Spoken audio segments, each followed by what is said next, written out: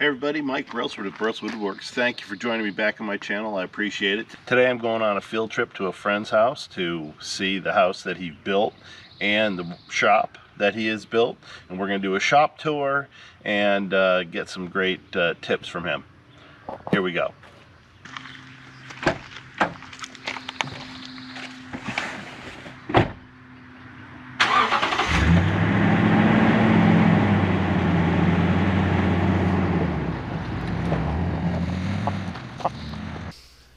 Okay, I'm here with my friend Nathan Tribal at his house in, is this considered Chapel Hill? It is, it is. Okay. I call it Hillsborough though. Are you within city limits or are you in the county? County. That's the way to go.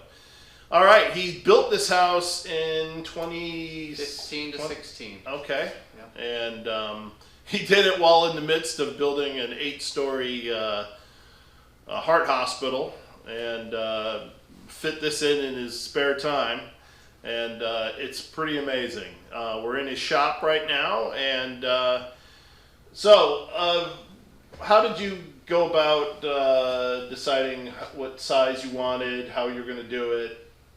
As far as the house goes? As far as the shop. Shop. Well, so when we built the house, we had bought a set of plans, AutoCAD plans, and this garage was a 2-car garage, so I basically made it as deep as I could purchase trusses that could be driven down the road that you came down when you came down here.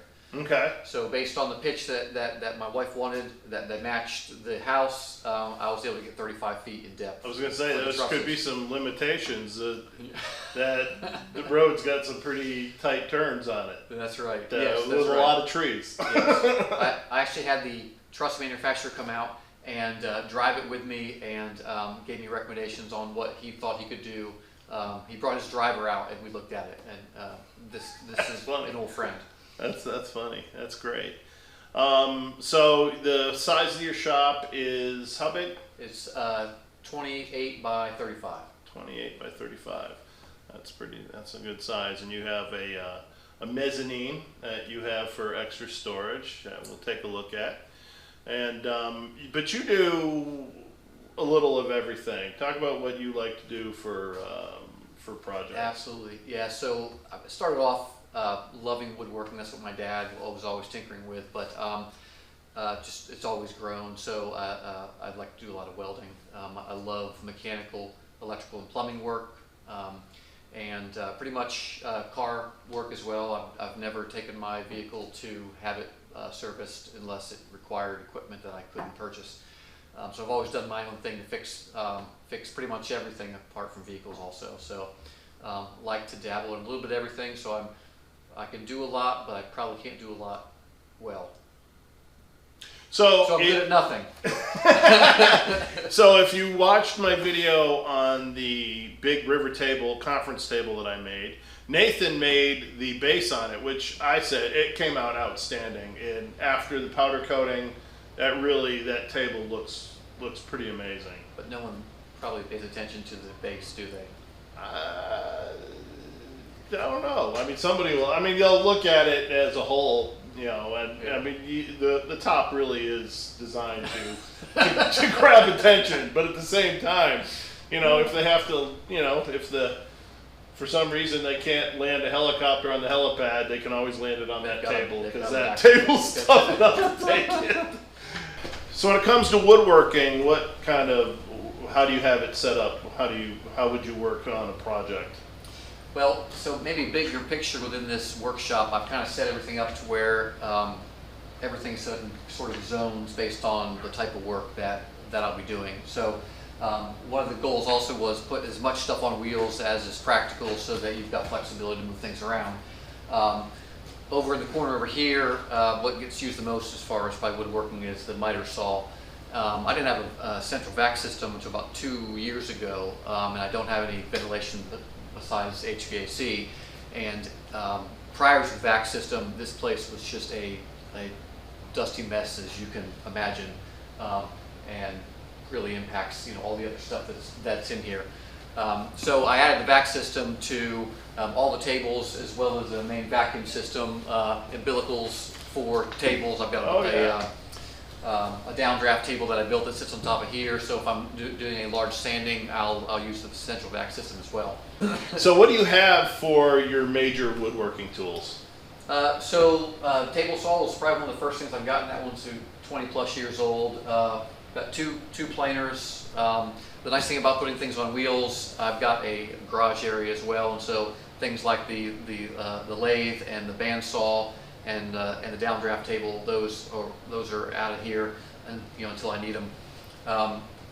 Compound radial miter saw, oscillating drum and belt sander, and then what else do I have that's not hand tool related?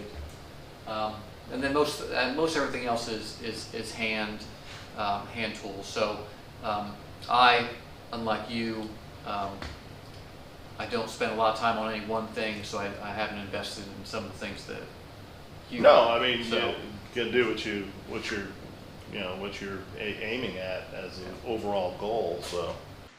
So I see you have a rigid table saw. I do. First large tool purchase. It's probably 25 years old, and done little service work to it. It has ran incredibly. One of the few that still has an oiled motor, so I've got to remember to oil it on a regular basis. Oil port right here, so you pull it out and oil it on up, and it's run great for 22 years. This is also adapted for a 4-inch vac system. So what I've done is closed off the bottom and then tried to seal around the perimeter, as well as on the back, doing my best to capture as much of the air as possible. So this rides up and down with the table, as well as when it pitches at an angle, and so that works incredibly well. Tell me about how you set up your miter stand. All right, so I had the choice of do I flush mount the table on the saw with the table itself, or should I raise it up? And I thought about it for a while, and I like this route because as you're cutting and you've got pieces that you're setting off the side, you've got work table that you're still able to place things in order to keep on cutting, and then when the project's all done, you can go ahead and clean on up, and it doesn't keep you from being able to keep cutting. If you're mass cutting something. I was working on trim for the house and was doing standard cuts for everything, and I was able to throw all those cut pieces off here and be able to run through a couple dozen boards a whole lot faster. That's a good idea. So then over here, one of the investments that I thought was fantastic is this appliance lift, the appliance lift. Great for being able to stow it away, but then when you need it is here. Hooked to the vac system as well. And so as I said before, I've got a power switch next to every piece of equipment, as well as the blast gate there as well, and that just makes it real convenient. Do you find, I have just a regular spindle sander, oscillating spindle sander. Do you use it more with the belt or more with the spindles? I use the belt a whole lot more than just the spindles. Yeah, I sure do. For one, belt life as far as changing out, you got much more surface area. And what I'll usually do, just because I'm always trying to find the most efficient way to do things, I'll just run on the edge of the of the belt if I'm needing just the spindle portion of it. What's the size belt that is? Is that a 4x24? 24. Yep, 4x24. Okay. So Nathan, tell me about this amazing auto lift you got here. Well, I mean, you have it here. It's this looks to me from a layman's point of view to be pretty heavy duty. It is, and so I just installed it recently. As I said, I've always done my own work on vehicles, and I've got a buddy who had a vehicle lift, and he just talked it up, so I decided it was time to go ahead and get one. Plus, having 5 kids and that now some of them now drive, we're starting to have a fleet of cars. So there is then some necessity to have something that you can work on relatively easy. There's going to be more work to come, is what you're saying. That's exactly right. No lack. Of course, once you're Looks like your son, when he gets to some point, he's gonna want something. That he's going to want something to piddle around on as well, Yes. which I'm all for, and this will make it a Absolutely. lot more fun. Absolutely. Yeah. So, what did you have to do to get this thing set up? So it's a good question. I thought initially when I got it, I was going to have to shorten it just based on my ceiling height, but it actually clears the light by a ½ inch up top there. I thought I was going to have to modify it and shorten it, but I was able to swing it in with the with the backhoe, and then utilize the cable or chain hooks to go ahead and pick up each individual one and drop it into place. So let's talk about that. So when you built the house, that is, what is that, a 12-inch web and a 3-inch W12 flange? Yep. Yep. Wow. And what did you do to support that? So this is one thing I did do because I knew I was going to have access to utilize this beam prior to placing the concrete. We thickened the slab area over there, and it sits on the stem wall over here. We widen the foundation a little bit just to be safe. But this is 7 2x6s nested together. Wow. And then steel strapping at the third points on both of these in order to support whatever load we happen to put on it. That's pretty amazing. So I also noticed that your air compressor and dust collection do not live in the shop. Yes, that was a lesson learned initially with the air compressor. It used to sit in the back corner where the table saw is located, and that's just not a noise you like kicking on all the time, especially, you know, if you're working on your vehicle and you're using air tools. That's just... Well, absolutely. I mean, mine lives in my shop, and, you know, I'm doing videos, and, you know, you just never know when it's going to come on, and I end up having to stop. And yes, well, there's nothing worse than being distracted by something coming on when you're playing music in here. So where do you keep those? So they are in the, they're right across the wall line here. Can we take a look? Yeah. All right, so you got the Husky, Husky 80 or 60 gallon. and it's a oil-filled compressor, which I'm jealous about. Yes. The big reason for this purchase was the CFM over above the oilless smaller version I had. I think I had a 30 gallon beforehand. So for air tools, you need this sort of CFM, as you know. So where's your dust collector? So it's over here, near where we usually park vehicles. Ah. So the good old Harbor Freight dust collector. Originally, I was utilizing the filter. Which I do. Yes, yes, and decided that I needed some more CFM, and there was really no reason not to discharge it outside. So when you went to when you made that change, how much did that give you? Was it? I mean, was it very noticeable? There was definitely a difference. All right, so you also do welding, as we talked about. What do you have for welding equipment? So I, over time, have slowly increased all the different equipment. Just as you do projects, you realize, okay, I could have done it better with this. So I've started off with just a wire feed, and so this is a second wire feed. This is a good old Harbor Freight wire feed, but it's good old reliable. The problem with the wire feed is sometimes the wire will kind of bump and kick and mess up your weld. So I mean, it's not high quality. Absolutely. So what else do you have for welding equipment? So standard stick weld, the Hobart seems to be pretty reliable. That was a great Craigslist purchase, actually.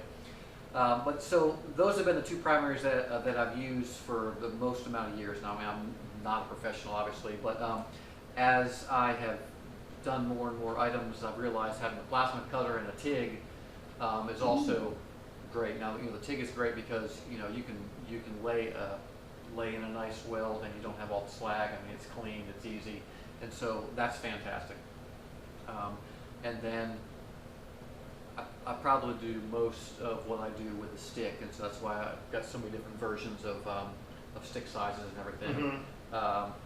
The heat exchanger I built for the pool that's heated by the outdoor wood-fired furnace that I've got is stainless, and so I got a chance to work with stainless stick, which is How was that? it's not pretty. It's not pretty, but Does it leak? it does not leak. There you go. It holds water, and actually I ended up insulating it, so you can't tell how Looks bad great. bad all the water is. Exactly. So these the auto darkening helmets and all that? They are, and so this one, got this from a neighbor actually. Her husband did a lot of welding. They actually built their house out of structural steel. Very impressive. Wow. And this was his, and by far the best one that Really? I have ever used. And I mean, I don't do it for a living or anything, but this thing is fantastic. So Very cool. it beats the Tractor Supply one. Although that one's still great, but this one is, one of the things that you pay for, and then as you do it more and realize the largest viewing area is what you want. And so, your typical one that you're going to get at Harbor Freight or Tractor Supply. Which is what I got. Right. I mean, it's small. It's about 1.5 by 4, and this one here is at least 2 or 3 times the size. And okay. It makes such a difference as far as the auto darkening goes too. When you put it on, you've got much more light that's coming in because the size of that. So I see you've chosen DeWalt as your battery of choice. Is that mainly, how do you feel about them? So I don't have any problem with DeWalt. I like them. It's more by virtue of it's probably one of the first tools I've ever had. And then when you have the batteries, you just naturally purchase the next one because why spend more money on batteries until eventually who wants to start all over again? Exactly. That's exactly right. So it's like the VHS or Betamax decision. Yeah, that's exactly right. Yes. You chose VHS. So very rarely will you see all the tools on here. This is an oddity. I'm just missing one drill. Yes, that's one of my rules of thumb, or one of my rules I live by, is you need to have as many tools as possible because they're always sitting somewhere in the midst of another project. Absolutely. Nathan, show me how you've done your hand tool storage. Okay, so the goal here was, as I said earlier, prior to the vac system, everything would be covered in dust, and so I would always have the hand tools on counters and shelves, and I mean, just everything would be a mess. And so the thought here was, this is essentially a shelf, but it's a shelf that's turned backwards and it's hinged against the sidewall. And a huge benefit to this is what you gain is a whole bunch of extra space to use for storage as well. So pegboard. What's over on this side is all of the air tools with the pneumatic air stations that are all here. And then I've got all the different outdoor chain related clevis type things over here. But then inside, pull this open. And very cool. Shelving is in here. Go ahead and flip on the light. And lit. And so everything's organized. And then also on the back wall here is all of the accessories that and all the consumables that you need for each of the hand tools. So let's see. You've got a handful of skill saws. I've got several myself. Is that what size Makita is that? Is that a 10 1/4? Yeah, 10 1/4. Yep. Yeah, I got one of those as well. Yep. I don't know if the one I have. I'll tell you what, it's probably one of the smoothest cutting circular saws I've ever had. I love it. The Makita is a great one. I only have one circular saw, but I would have more if I had my choice. But so I've started since basically DeWalt has jettisoned the Porter cable line, and they were my go-to tool for everything. I have kind of jumped ship to Makita, and I've got a 6-inch random orbit sander, which is probably one of the nicest sanders I've ever used. I've bought what else did I get? I got a scroll saw, jigsaw.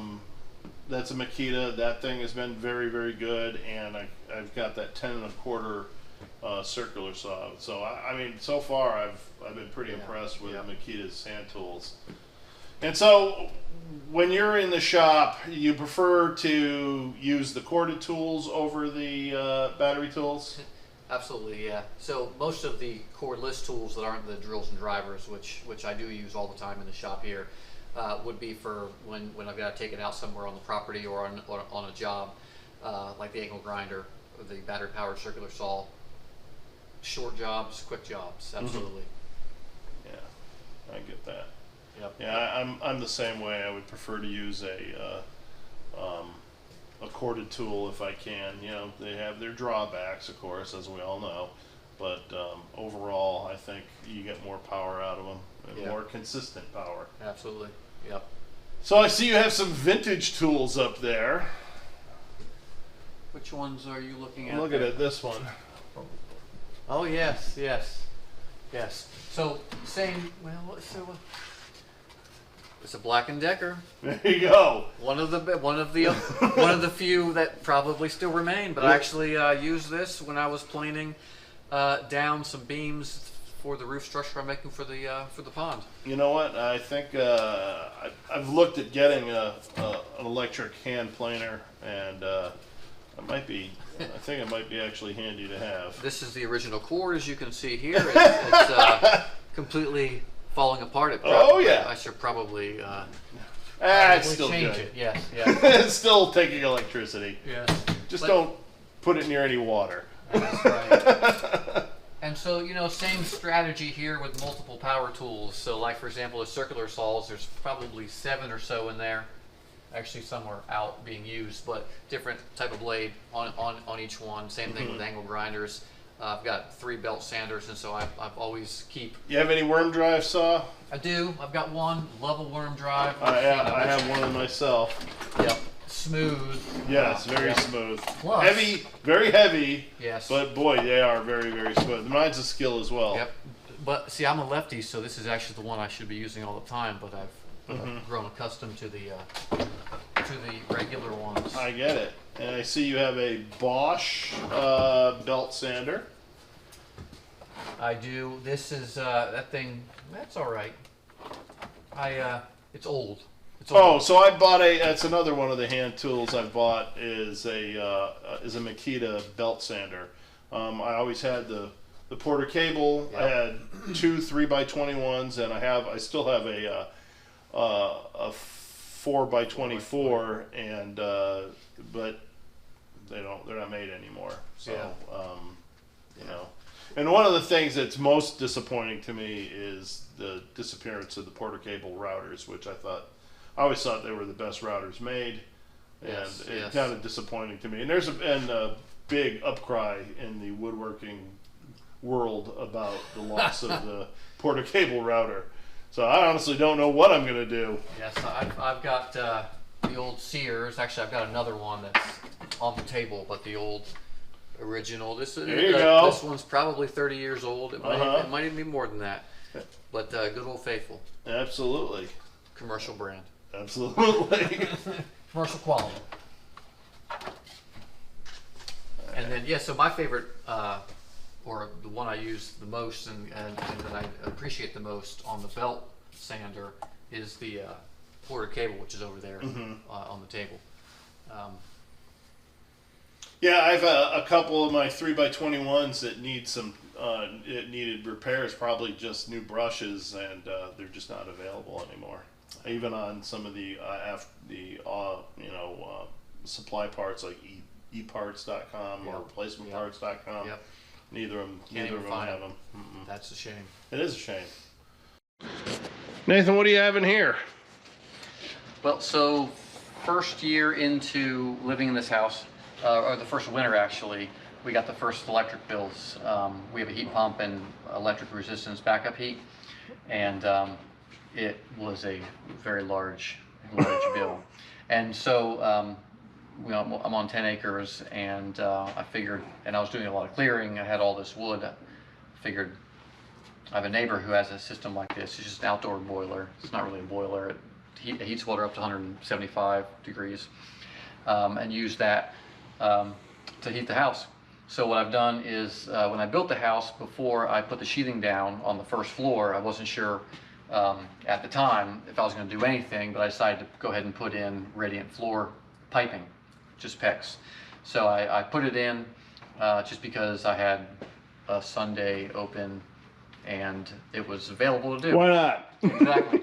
But then the floor heat is actually the primary heat for the downstairs, and it's amazing how, I mean, anyone who has a radiant floor heat knows I mean, you just can't compare it to, ducted conditioning. So the bottom floor has radiant floor heat, and then all of the air distribution units, I cut in a secondary coil for heating hot water. Very cool. So all of those units run through here, and so what I've done is intercepted all of the thermostats for everything in the house, and then I'd add zones to it as well. So each of these is its own zone, and coming in the top of the terminal blocks is all of the different inputs for the thermostats. And so the design philosophy was make it to where anyone can come out here and change the function if something were to break. So for example, the downstairs HVAC heat pump would be what you would normally use for heating and cooling. So this switches on. My bulb was burned out, by the way. But so wintertime, if you want to run the heat more, which is the outdoor boiler, you'll turn that on, and that'll be the primary function. Very cool. And it runs automatically. So thermostat calls for heat, pump turns on, circulates through the unit. And so who designed this system? I did, and actually the design is right here, laminated because well, at least it's not written on a napkin. Yes, but it's great for troubleshooting. So absolutely. So every single thing is marked down exactly what it does, and that is. Sometimes you don't write it down, you never remember. There's the plan for for what you see here, and then so. This was kind of what spurred my love of like hydronics and that sort of thing. And so what you see here behind me is, from a piping perspective, every zone has its own pump, so it's all individually zoned. And I've kind of been adding to it every year. So for example, last year, added a pool heater. So we got a little 8x16 above ground pool, and built a heat exchanger with some coils, and put an insulated top on it. Did you use it year round? Then you can use it year round. Yeah. Have you used it year round? We have. Very cool. We have. Actually, I hesitate because the heat exchanger is in the shop right now. Ah. But when it runs, like last winter when we used it, it was 97 degrees in there all the time, and so that was its own controller here. I could either control it by temperature. I've got a thermostat that's out in the pool, or I could use a timer, or I can have it run all the time. So then I've got a recirculation pump, a recirculation system, and what that does is over here is the recirculation pump. So the logic here was it's always circulating the hot water from the outdoor boiler. What I found in year one was I was losing a lot of heat underground, which meant I was burning more wood when I didn't need to. So for example, on those months when it's just like you only need heat in the mornings, the circulation pump. But so with the recirculation pump, what I changed was only when a zone comes on, the recirculation pump will run, and that saved like 30% worth of wood usage. I mean, it was a big deal. Wow. Which I needed for the pool, because the pool, when you heat it all winter long, takes a lot of firewood to heat it as well. Yes. Gotcha. So that was this panel that was added a couple years ago, just a series of relays to prioritize when the recirculation pump runs.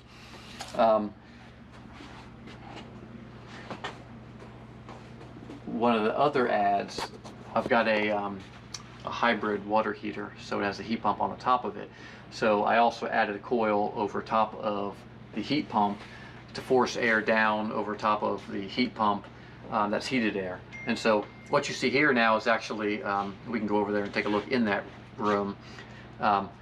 The heated air temp's 100 degrees in there now because I hooked up a damper system that's opened up into the attic.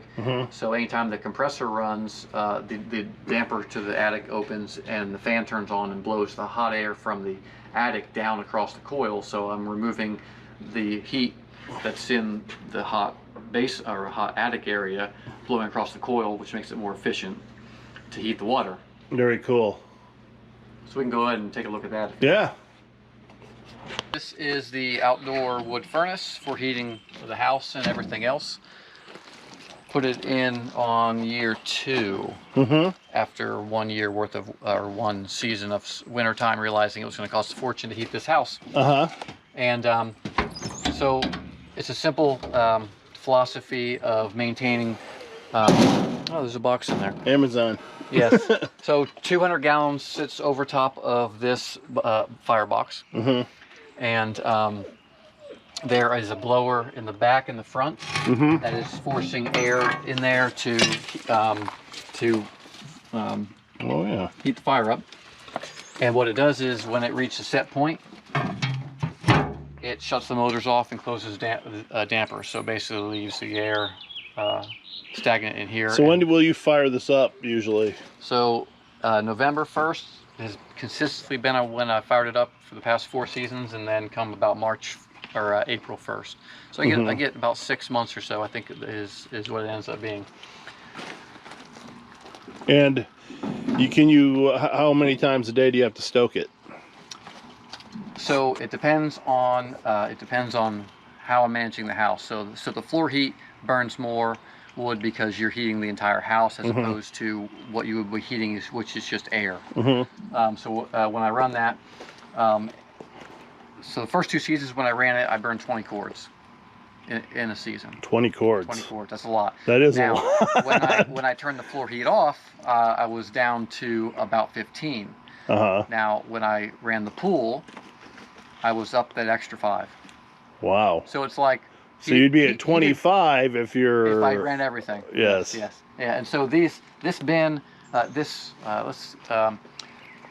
holds 24 cords if I filled all 3 really bins. Yep. And I'm behind. So I mean, you have a lot of trees here, but if you keep that rate up, you're going to be in a field.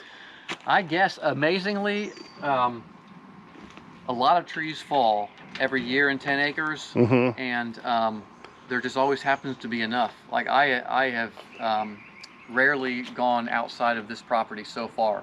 So the stack of wood that you see behind you there, that is just from when I cut in the front drive road this past really spring. And that will net out maybe 3 cords or so. When I dug the pond, I got out enough probably to get another 5 cords. And if you keep it covered, it'll last a good amount of time. I guess. I haven't, it hasn't gone past 1 season yet. But the good thing about the boiler is you can burn any type of wood. So you know, in a fireplace at your house, you don't want to burn softwoods, no pine, creosote. Yeah. This, based on the efficiency and how it operates, it burns through all of that. Hudson, what do we have here? This is called the construction coat. Very nice, very nice. Was this your design? Yeah. All right, you want to tell me about it? So it has brake lights. It has a parking brake too. Really? So is it pretty fast? Yeah, it can get kind of fast. I like how you have the engine compartment separate. That's a nice exhaust pipe. Thank you. It's like a stack off a truck, isn't it? Very cool. And you know we made this short to them, the cab, so like it wouldn't catch any trees. Well, that's a good idea. It needs a little flapper thing on there. What do you think? Yeah, I forgot about the flapper thing. Very cool. Can I see it run? Yeah.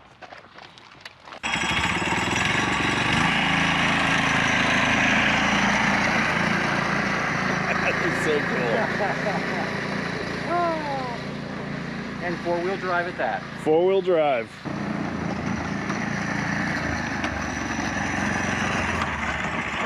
That is really cool. So, when did you build the house, Nathan? And you did build this yourself.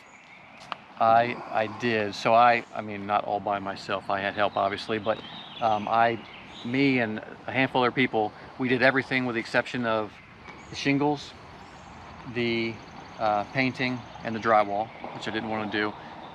And That's wise. yes, thank you. and that was about it.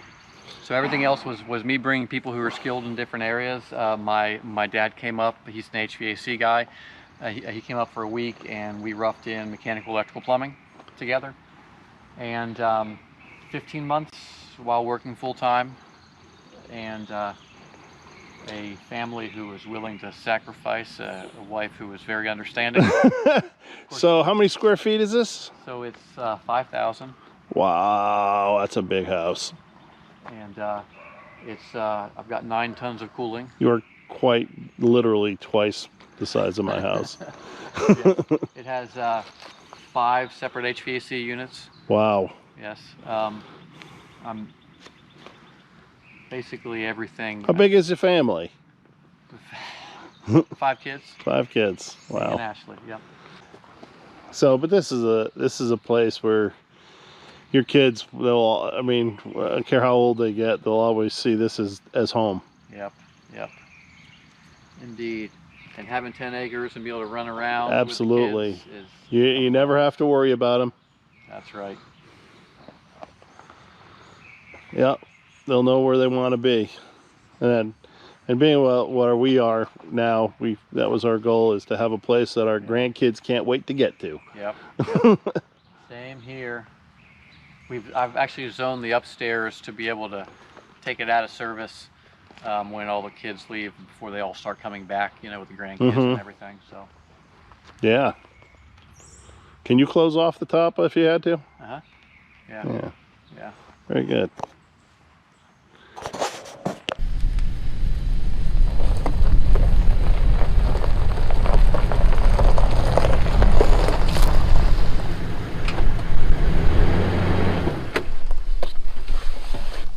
Okay, thank you all for watching.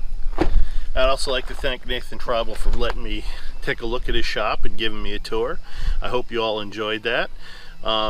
Just to show you somebody who does something a little differently, has multi-disciplines that he likes to work in, and it's quite the shop. Also, leave me a comment. Tell me what you think. You want to see more shop tours? Or if you live in North Carolina and you'd like me to take a look at your shop and put it on YouTube, just let me know. Leave me a comment. I'd be glad to work something out. And again, thank you all for watching. Bye-bye.